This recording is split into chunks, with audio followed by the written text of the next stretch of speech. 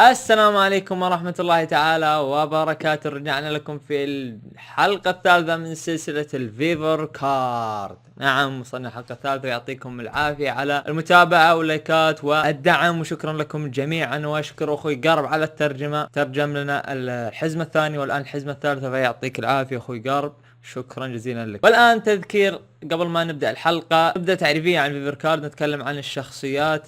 الكاتب كتبها في كتاب اسمه او مذكرة صغيرة اسمها فيفر كارد، تتكلم عن اسماء الشخصيات، اعمارها، قوة الفاكهة وقوة الهاكي. فبطبيعة الحال اذكر بشيء واحد، ان كاتب ذكر لنا كل تفاصيل شخصية معينة، وما ذكر انه يملك هاكي ملكي. يعني هذا الشخصية تملك هاكي تصلب، تملك هاكي تنبؤ، ولا كتب لنا هاكي ملكي. هذا لا يعني انه لا يملك ملكي الان، لربما مستقبلا الكاتب يضيف له هاكي ملكي. هذا شيء لازم اوضحه واعيد وازيد عليه في كل حلقة. ممكن يكون هذا شيء ممل، لكن لازم يعاد. ان عدم ذكر الشيء لا يعني عدم تواجده، لربما مستقبلا الكاتب يجيبه لنا كاضافة جديدة للشخصية. والان خلونا نبدأ.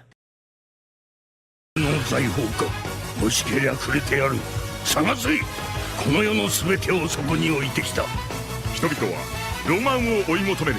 世はまさに大海賊時代。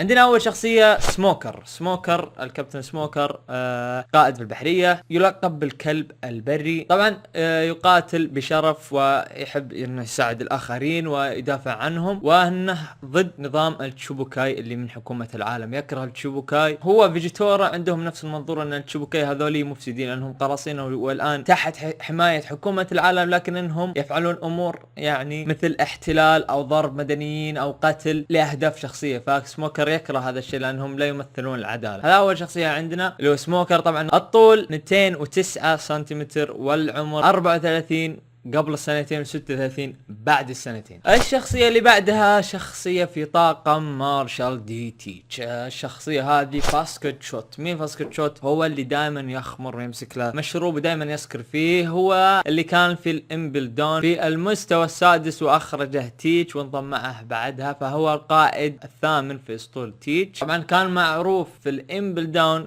بوحشيته، وانه من اعتى المجرمين في الامبل، وانه يستخدم مسدسين كبار، ويبدو لك انه ليس خطر، لكن في الحقيقه هو اخطر المجرمين. استخدم المسدسين على الوايت بيرد للقضاء عليه في الحرب الاخيره، حرب المارين. طبعا طريقه قتاله مو واضحه، لكن هو يمسك المسدسين كبار.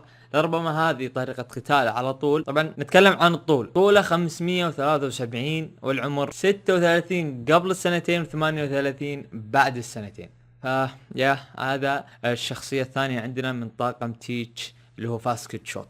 طبعا الشخصية الاخرى برضو في طاقم تيتش، قائد الاسطول السابع لتيتش اللي هو سانجوان وولف. شفناه في حرب المارين، اللي هو اضخم شخص في تاريخ ون بيس. طوله 180 متر. طبعا اتضح ان هذا الشخص كان من العمالقة، وعنده فاكهة تضخم نفسه، فاصبح يعني اطول شخصية في تاريخ ون بيس. طبعا شخصية سجنت في الامبل دام بسبب جرائمها الكبيرة. المستوى السادس في زنزانة كبيرة نظرا لحجمه الضخم. طبعا زاد تيتش قوة بعد ما انضم له شخصية قوية جدا، واصبح تيتش ينكو بهذه القوة، انه عنده شخصية قوية مثل هذا، وعنده وحوش اخرجهم من البلدان، فبطبيعة الحال انه يصبح ينكو بهذه القوة الجبارة اللي عنده. عمره قبل السنتين 97 سنة، او بعد السنتين 99 سنة، والمعروف ان العمالقة اعمارهم طويلة جدا جدا. كاتارينا ديفون تلقب بصائدة الهلال.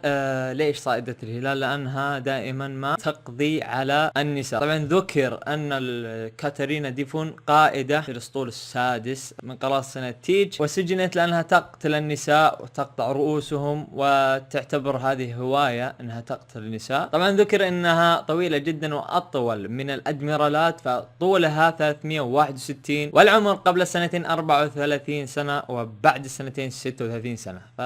نعم، هذه قائد الاسطول السادس لليونكو تيتش. الشخصية اللي بعدها عندنا افالو بيزارو قائد السفينة الرابعة أو الأسطول الرابع لليونكو تيتش. طبعا أفالو بيزارو كان ملك في الأزرق الشمالي، لكن تخلوا عنه المواطنين في مدينته وتم سجنه لأنه كان ملك زي ما تقولون قذر. طرق حكمه كانت غير جيدة وملتوية لدرجة أن المواطنين تركوه، مواطنين المدينة اللي كان يحكمها لأنه هو ملك، ومن ثم سجنوه في الإمبل داون. طبعا ذكر أن طوله مقارب لطول كاتاكوري 505 سنتيمتر، والعمر 40 سنة قبل السنتين و42 سنة بعد السنتين، فهو القائد الرابع عند تيتش. اخر شخصية عندنا في طاقم تيتش في هذه الحلقة شيريو المطر. نعم شيريو المطر المعروف لا يعرف، كان القائد في سجن الامبل داون ثم سجن واخرجه اللي هو تيتش. طبعا طلع ماجلان ومن ثم اخذه تيتش، فترقى بسلم الرتب عند تيتش واصبح يعني شخص جدير بالثقة، واصبح عند تيتش القائد الثاني اسطول اللي هو شيريو المطر. طبعا شيريو ذكر انه سيفه يسمى بالعاصفة الرعدية، وذكر ان ماجلان كان يخشى مواجهة شيريو. طبعا مو خوف، البعض يقول انها الاثنين متساويين، لكن ماجلان كان يخشى مواجهته. البعض يقول هذا خوف، البعض يقول لا، لكن مواجهة شيريو لاي شخص لربما تكون مميتة سواء لماجلان والعكس. يعني حتى شيريو ما اعتقد بيكون مو خايف من ماجلان، لا مرعب ماجلان اكيد، لكن طبيعة الحال هو قائد السجن السابق فعنده قوة خارقة، هذا ما نختلف. ولا كيف ارتقى القائد الثاني عند تيتش، فالقوة ما نختلف عليها. طبعا الطول 140 سنتيمتر والعمر 42 قبل سنتين و44 بعد سنتين. طيب عندنا الشخصية الأخرى اللي هو بورسالينو كيزارو. طبعا الشخصية لا تحب الأوامر وليست بالقيادية، فدائما يتبع أوامر الغير ولا يهتم يعني لآراء أحد أبدا، فهو شخصية يحب يقوم الأمور على طريقته الخاصة، فيعني ما يبغى أحد يتدخل في طريقته. أوكي أنت تعطيني أمر، أنا ماني بقيادي صحيح، لكن على طريقتي أنا أتحكم وأنا أسوي. أدميرال ما تقدر تكلمه، فهذا مبدأ عنده. طبعا ذكر أنه عدالة الغير واضحة هي متعمدة منه لأسباب غير واضحة في المانجا، ربما الكاتب يعطينا مستقبلا أسباب يعني تفاجئنا ليش عدالته مو واضحة، مثل أوكيجي مثل أكاين. هذا الشيء الغريب في كيزارو. وذكر أن كيزارو على يعني وجود الفاكهة، فاكهة الضوء السريعة جدا، إلا أنه بطيء في الاستيعاب، بطيء في الكلام، يعني تقريبا بارد الى حد ما مثل اوكيج. وذكر لاي شخص يعني يملك هاكي تنبؤ ويواجهه تكون له الافضليه، لصاحب هاكي التنبؤ دائما تكون له الافضليه. ذكر انه يملك هاكي تصلب وهاكي تنبؤ، ولم يذكر لديه هاكي ملكي، فهذا لا يعني انه لا يملك، لكن الكاتب ما وضحها لنا. الطول 302 والعمر 56 قبل السنتين 58 بعد سنتين. الشخصيه الما قبل الاخيره تاكازوكي اكاينو، قائد الاسطول البحرية. طبعا ذكر انه يملك اقوى فاكهة هجومية، وذكر انها في اعلى مستوى فقط، يعني اعلى مستوى في القوة فعلا. طبعا توليده للحموم يستطيع ان يخترق اي شيء ويخترق الاجساد والاجسام، شفنا في حرب المارين يوم اخترق جسد ايس، فما حد يختلف على قوة اكاينو. طبعا فاكهته ذكر انها تملك مهارة او مناورة سريعة، وانها تذوب اي خصم امامه.